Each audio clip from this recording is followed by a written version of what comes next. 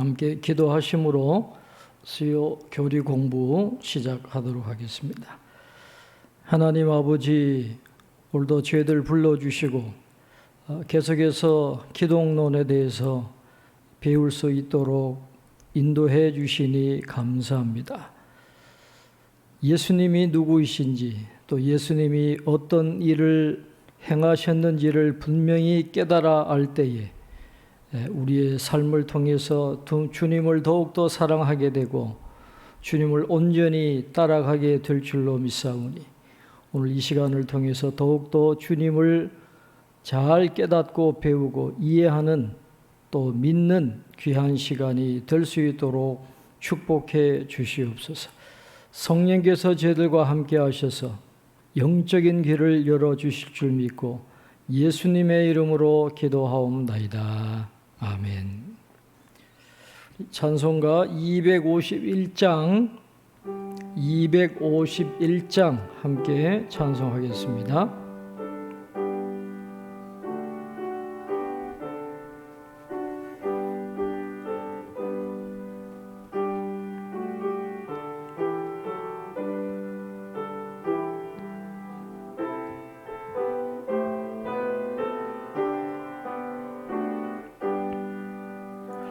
놀랍다 주님의 큰 은혜, 우리의 죄를 속하시려 갈보리 십자가 위에서 어린 양 보혈을 흘렸네.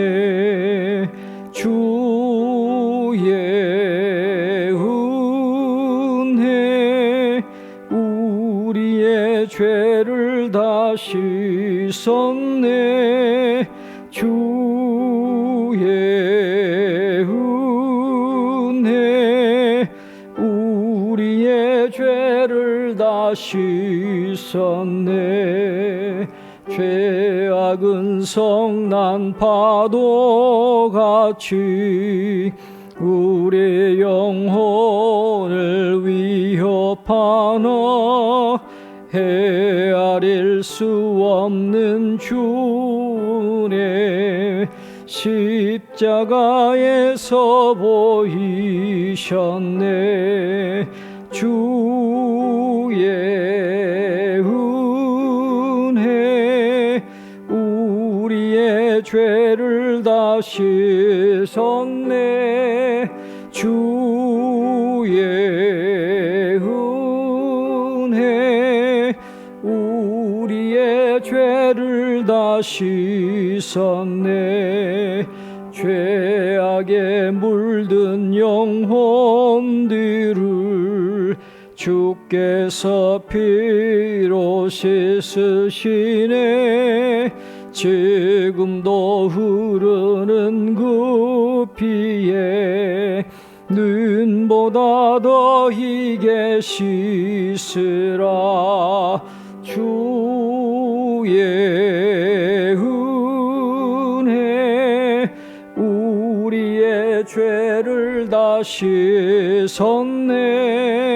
주의 은혜 우리의 죄를 다 씻었네. 피할 수 없는 그 은혜를 믿는 자에게 거저주네. 형제여 주 앞에 나와서 더 지체 말고 곧 받으라. 주의 은혜 우리의 죄를 다 씻었네. 주의 은혜 우리의 죄를 다 씻었네. 아멘. 오늘은 기독론 세 번째 교재 1페이지부터 함께 공부하도록 하겠습니다. 이번에 함께 공부할 주제는 속죄입니다. 속죄.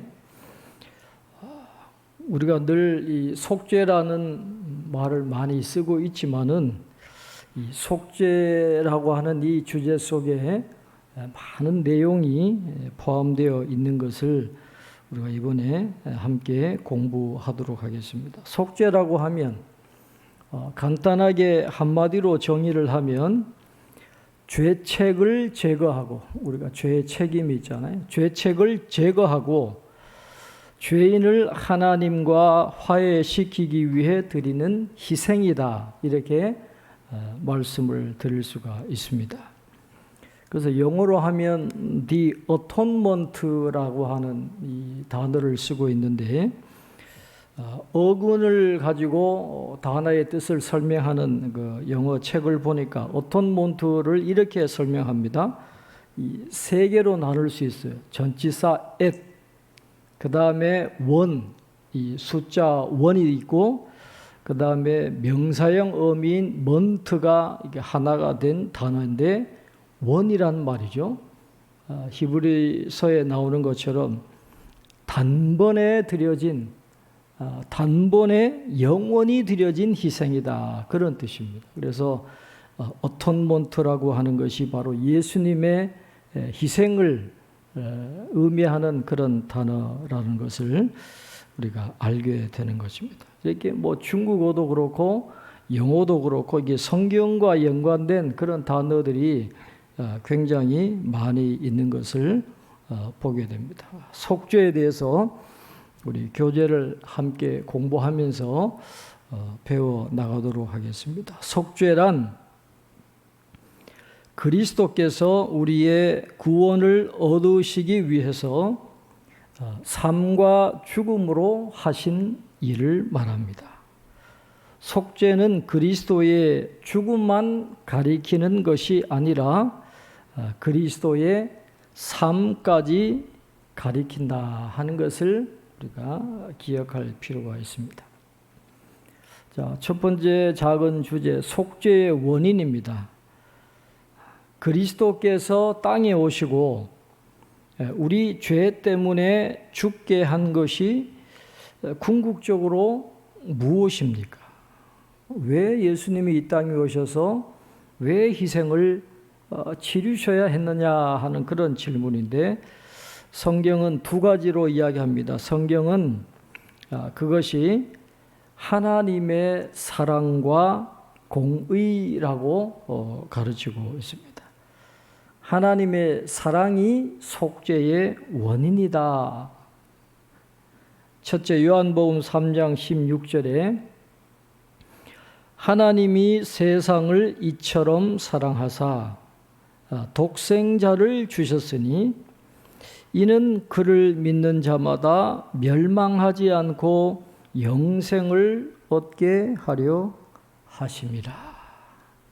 하나님이 세상을 이처럼 사랑하사, 하나님의 사랑이 속죄의 원인이다 라고 말씀을 하고 있습니다. 여기서 우리가 잊지 말아야 되는 것은 이 인간에 대한 하나님의 구속적인 사랑이 성자에 대한 성부의 사랑의 한 측면이라고 하는 사실입니다. 에베소서 1장 4절로 6절에 우리가 쭉 읽어보면 하나님께서 예수 그리스도 때문에 우리 인간을 구속하기로 하셨다라고 세 번이나 언급을 하십니다. 그리스도 안에서 또 그리스도로 말미암아라고 그렇게 표현을 하면서 예수님에 대한 사랑 때문에 우리를 구속하기로 하셨다, 그렇게 언급을 하고 있습니다. 그래서 바울이 말하는 요점 가운데 하나는 우리에 대한 하나님의 사랑이, 우리 인간을 사랑하시는 하나님의 사랑이 성자에 대한 성부의 사랑에서 나온다라는 것입니다. 그래서 삼위일체 성부, 성자, 성령이잖아요. 이 삼위일체 내부의 이 사랑의 관계, 성부께서 성자를 사랑하시는 이 사랑이 우리의 구속의 궁극적인 동기가 되는 것이다. 그렇게 말씀을 드릴 수가 있습니다. 성부 하나님이 성자 하나님을 사랑하시는 그 사랑이 구속의 동기가 되는 것이고, 그 다음에 이 구속의 역사에서 이 성자가 하시는 역할도 피조물에 대한 하나님의 사랑이 동기였다라고 말씀을 드릴 수가 있습니다.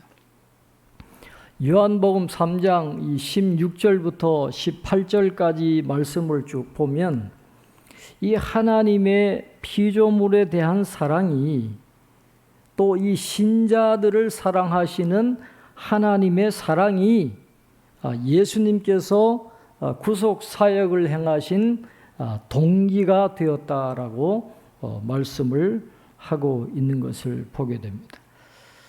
하나님은 성도들과 친밀히 교제하기를 원하시고 또 성도들에게 복 주시기를 원하고 계시는 것입니다.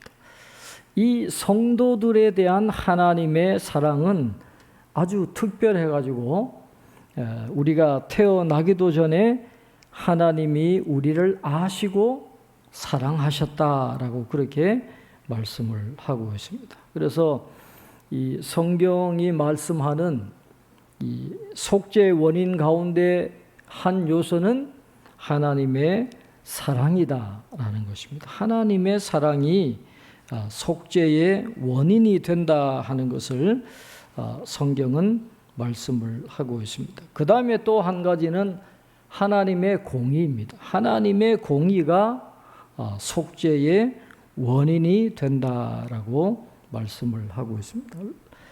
첫 번째 로마서 3장 25절입니다. 이 예수를 하나님이 그의 피로써 믿음으로 말미암는 화목 제물로 세우셨으니 이는 하나님께서 기일이 참으시는 중에 전에 지은 죄를 간과하심으로 자기의 의로우심을 나타내려 하심이니 그렇게 말씀을 합니다. 이 예수를 하나님이 그의 피로써 그랬어요. 피는 죽는다라는 거잖아요. 예수님이 죽으셔야 됐다라는 것입니다. 왜 그렇습니까? 죄의 삭은 사망이기 때문에 그렇습니다. 죄를 벌하는 것이 하나님의 공의예요. 죄를 그냥 넘어간다, 모른 척한다, 그러면 하나님은 공의로운 분이 아니죠. 하나님은 공의로우신 분이다라고 하면 죄를 반드시 심판하신다라는 그런 의미가 있기 때문에 하나님의 공의가 이 속죄의 원인입니다. 그래서 하나님의 공의 때문에 죄를 심판하시는 하나님의 공의 때문에 예수님은 죽으실 수밖에 없었다는 거예요. 예수님의 희생이 필요했다라는 것입니다.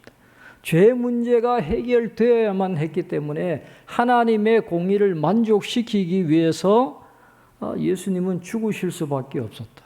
그래서 하나님의 공의가 속죄의 원인이 된다라고 성경은 말씀을 합니다. 그래서 예수님이 죽으심으로 믿음으로 말미암는 화목 제물이 되셨다. 그렇게 말씀합니다. 여기서 말하는 이 화목 제물은 헬라어로 보면 힐라스테리온이라고 하는 단어를 쓰고 있습니다. 힐라스테리온. 하나님께서 예수님을 힐라스테리온으로 세우셨다. 학자들은 이 힐라스테리온이라는 단어를 두 가지로 해석을 합니다. 어떤 학자들은 이 힐라스테리온을 속죄 제물이다 그렇게 봅니다. 속죄 제물. 이 힐라스테리온이 히브리서 9장 5절에 보면 이 지성소에 있는 이 속죄소를 의미하는 것이거든요. 그래서 속죄소는 이 온 백성을 위해서 치러지는 이 속죄의 행위를 의미하는 그런 단어이기 때문에 이 희생의 피가 여기에서 언급되어 있으니까 예수님은 이 속죄 제물이 되셨다 하는 것으로 해석하는 게 맞다라고 하는 그런 학자들이 있는가 하면 아니다. 이 힐라스테리온은 화목 제물이라고 번역을 해야 된다. 그렇게 주장하는 학자들도 있습니다. 이미 이 로마서 이 앞쪽에 보면 이 속죄에 대한 언급이 나왔기 때문에 이 속죄의 결과 하나님과 화목하게 되는 것이니까 여기 이 학자들은 화목에 방점을 두면서 예수님은 화목 제물이셨다라고 그렇게 강조를 하고 있는 것입니다. 그러나 우리가 이것을 포괄적으로 보면 힐라스테리온은 두 가지 다를 통합하는 거예요. 속죄 제물도 되시고 화목 제물도 되시는 것입니다. 속죄 제물이 되셔서 우리의 죄를 용서해 주시고 그 결과 하나님과 화목하게 되었으니까 예수님은 속죄 제물도 되시고 화목 제물도 되시는 거예요. 그러나 어쨌든 죽으셔야 되잖아요. 제물이라고 하는 건 돌아가셔야 되는 건데 죽어서 피를 흘려야 된다는 것인데 바로 이 하나님의 공의 때문에 그런 거잖아요.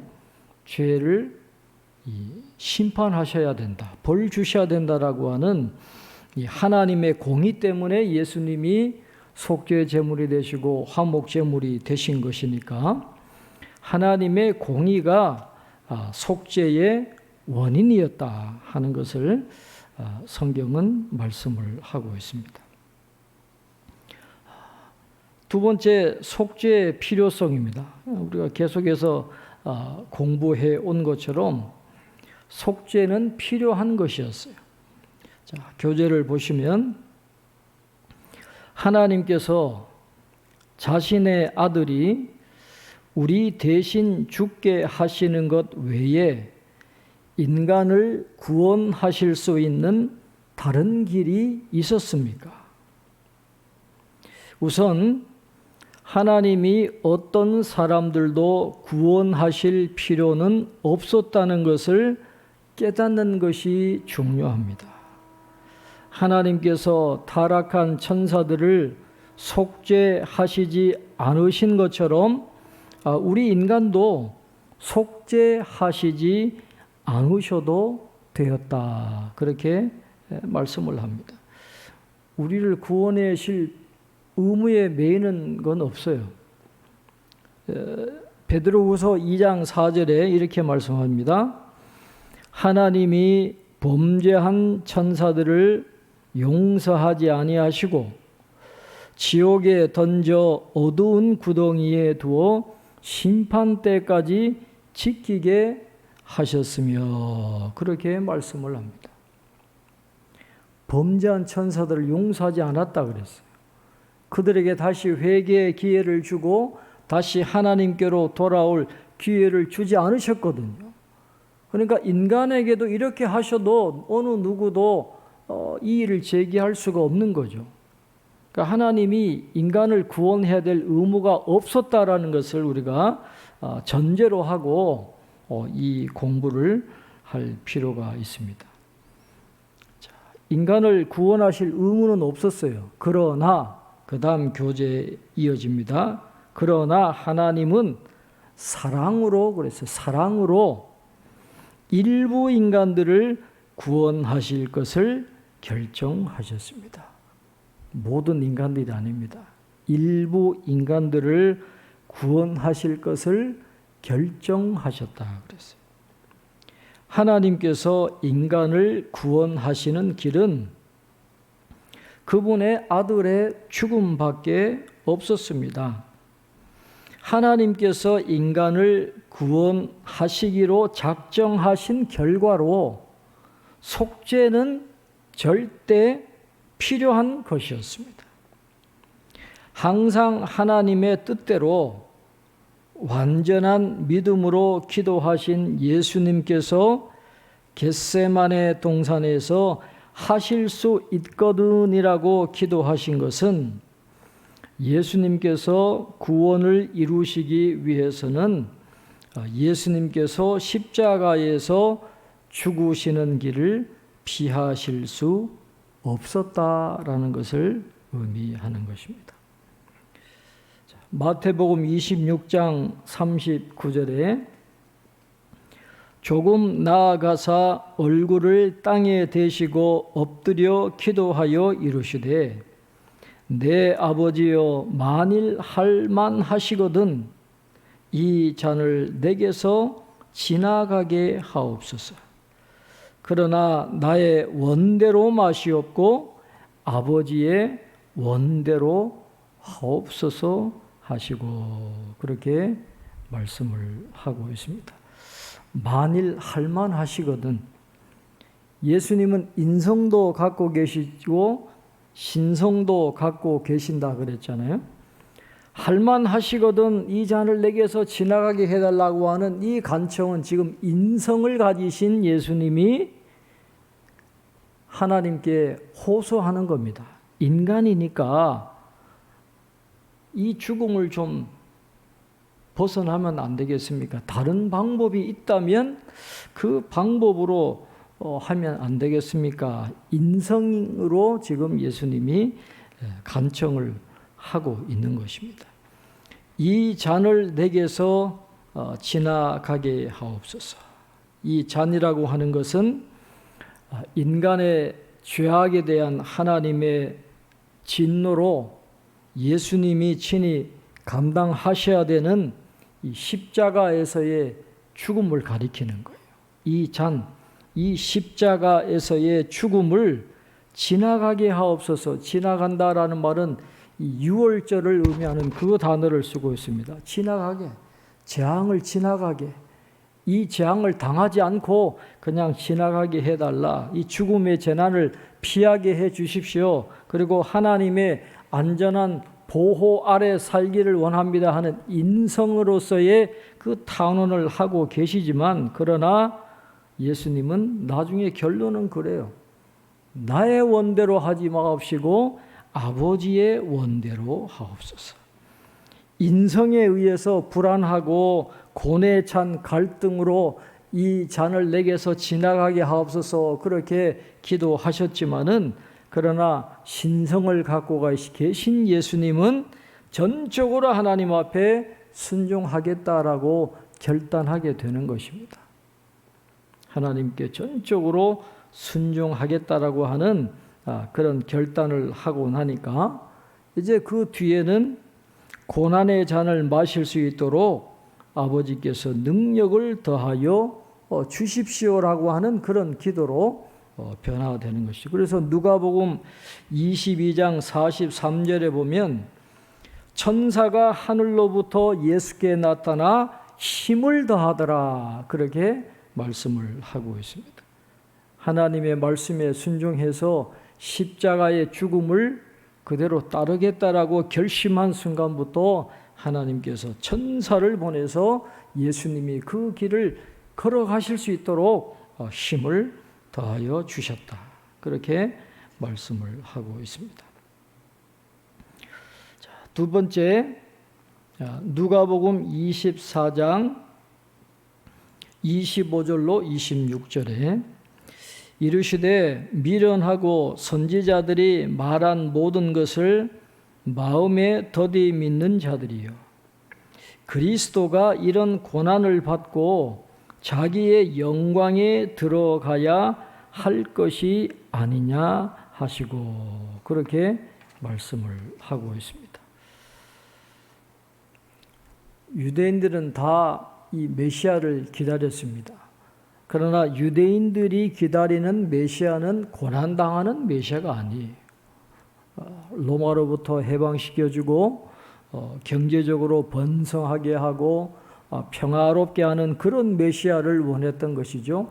예수님께도 그런 기대를 갖고 있었기 때문에 아무리 예수님이 고난에 대해서 말씀을 하셔도 이해를 못했던 것입니다. 그래서 더디 믿어요. 이해를 못했습니다. 그러나 예수님은 영광에 참여하기 위해서는 반드시 고난을 받아야 된다라는 것을 말씀을 통해서 가르쳐 주고 계시는 것입니다. 고난을 반드시 겪어야 돼요. 십자가에서 죽으심으로 인간의 죄를 다 대속하시고 난 다음에 하늘에 올라가셔서 영광을 받으셔야 한다라고 하는 것을 예수님은 말씀하시면서 이 속죄가 반드시 필요한 것이었다 하는 것을 가르쳐 주고 있습니다. 자, 세 번째 로마서 3장 26절입니다. 곧 이때에 자기의 의로우심을 나타내사 자기도 의로우시며 또한 예수 믿는 자를 의롭다 하려 하심이니라. 예수님께서 십자가에 못 박혀 죽으셔야만 우리가 의롭게 된다라는 것을 말씀을 하고 있습니다. 속죄 사역이 없으면 우리는 하나님 앞에서 의롭다 칭함을 받을 수가 없는 것이죠. 예수 믿는 자를 의롭다 하려 하심이니라. 그렇게 말씀을 하고 있습니다.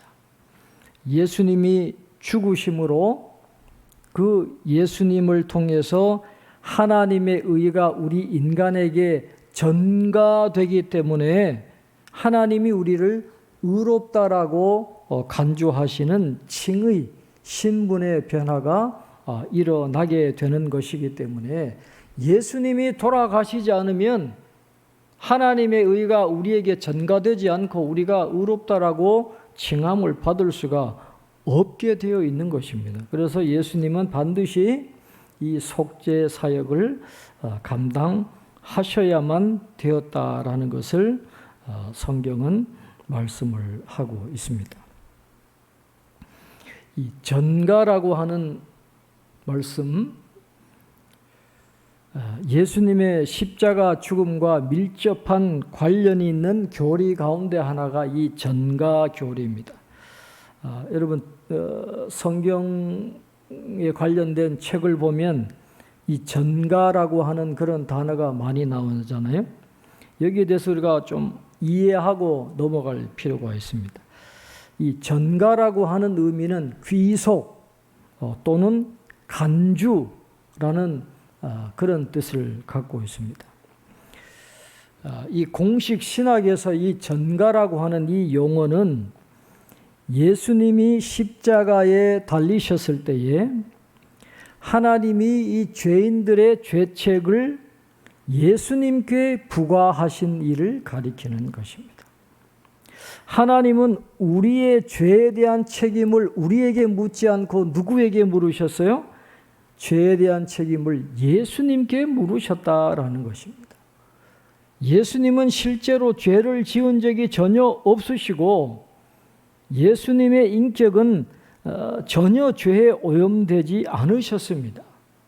그러나 하늘 법정에서 하나님은 하나님께 전가된 인간의 모든 죄를 예수님이 직접 저지른 것으로 간주하셨다라는 것입니다. 인간의 모든 저지른 죄를 예수님이 저지른 죄로 하나님이 간주하셨다라는 거예요. 그래서 일단 우리 인간의 죄가 예수님의 죄로 간주되자 하나님은 예수님께 귀속된 모든 죄책이 예수님께 있다라고 보신 것입니다. 여기에 대해서 바울은 고린도후서 5장 21절에서 하나님이 죄를 알지도 못하신 이를 우리를 대신하여 죄로 삼으신 것이라 그렇게 말씀을 하고 있는 것입니다.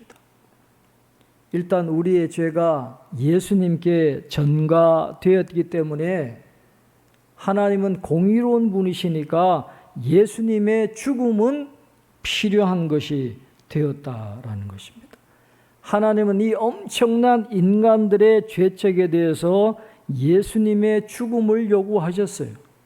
그래서 예수님께서 사흘 동안 죽음의 권세 아래 계셔야만 했다라는 것이죠. 그러나 그게 끝이 아니잖아요. 좋은 소식이 우리에게 있는 것입니다. 예수님이 우리의 죄에 대한 하나님의 진노를 온전히 감당하셨다라는 것과 우리를 위협하는 하나님의 심판이 이제는 조금도 남아있지 않다라고 하는 것입니다. 그래서 요한복음 5장 24절에 보면 내 말을 듣고 또 나 보내신 이를 믿는 자는 영생을 얻었고 심판에 이르지 아니하나니 사망에서 생명으로 옮겼느니라 그렇게 말씀하고 있어요. 예수님의 희생 때문에 하나님의 의가 우리에게 전가되어서 하나님께서 우리를 의롭다라고 칭해 주신다라는 겁니다. 그게 칭의죠, 칭의. 그래서 로마서에서 말씀하시는 이 칭의가 있기 위해서는 속죄가 반드시 필요했다라는 것입니다. 예수님이 우리를 위해서 죽으심으로 예수님께 우리의 죄가 전가됨으로 예수님이 하나님의 진노를 다 해결하셔서 하나님의 의가 우리에게 전가됨으로 우리가 하나님 앞에 의롭다 칭함을 받게 되었다라는 것입니다. 그래서 예수님의 속죄는 반드시 필요했던 것이죠. 네 번째, 히브리서 2장 17절 말씀에 보면 그러므로 그가 범사의 형제들과 같이 되심이 마땅하도다. 이는 하나님의 일에 자비하고 신실한 대제사장이 되어 백성의 죄를 속량하려 하심이라. 그렇게 말씀합니다. 인간의 죄를 속량하시기 위해서 범사의 형제들과 같이 되심이 마땅하도다. 인간이 되셔야만 했다라는 것입니다. 하나님이신 예수님이 인간과 똑같은 모습으로 오셔야만 우리를 대신해서 공의를 만족시키시고 우리를 의롭다 하실 수 있기 때문에 예수님의 성육신은 마땅하도다. 또 반드시 죽으셔야만 했다 하는 것을 성경은 우리에게 가르쳐 주고 있는 것입니다. 다섯 번째, 히브리서 9장 23절로 26절까지 말씀입니다. 그러므로 하늘에 있는 것들의 모형은 이런 것들로서 정결하게 할 필요가 있었으나 하늘에 있는 그것들은 이런 것들보다 더 좋은 제물로 할지니라. 그리스도께서는 참것의 그림자인 손으로 만든 성소에 들어가지 아니하시고 바로 그 하늘에 들어가사 이제 우리를 위하여 하나님 앞에 나타나시고 대제사장이 이 해마다 다른 것의 피로써 성소에 들어가는 것 같이 자주 자기를 드리려고 아니하실지니 그리하면 그가 세상을 창조한 때부터 자주 고난을 받았어야 할 것이로되 이제 자기를 단번에 제물로 드려 죄를 없이 하시려고 세상 끝에 나타나셨느니라. 그렇게 말씀을 하고 있습니다.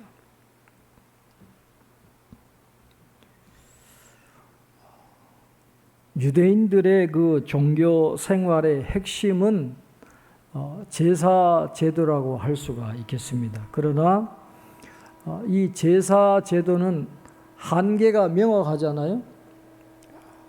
해마다 드려야 되고 또 이 제물은 인간의 내면을 깨끗하게 할 수가 없습니다.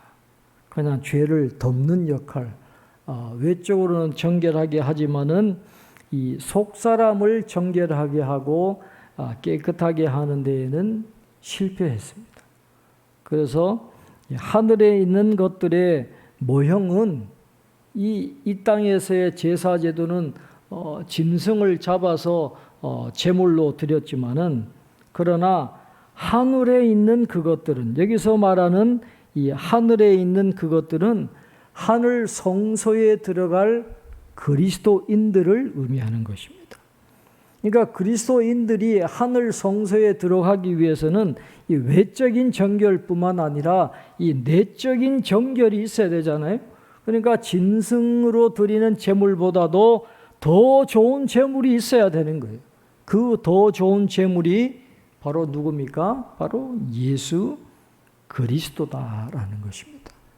예수님의 피로 우리는 겉과 속이 다 정결하게 되고 변화되고 새로운 사람이 되는 것이기 때문에 하늘에 있는 그것들은, 하늘에 들어갈 그리스도인들은 예수님이 우리의 속죄 제물이 되시고 화목 제물이 되셔가지고 우리의 죄가 용서함 받고 하나님과 화해함을 잇는, 하나님과 교제하게 되는 그런 놀라운 은혜를 경험하게 되는 것이니까 예수님의 이 속죄 사역은 반드시 필요했다 하는 것을 이야기를 하고 있는 것입니다.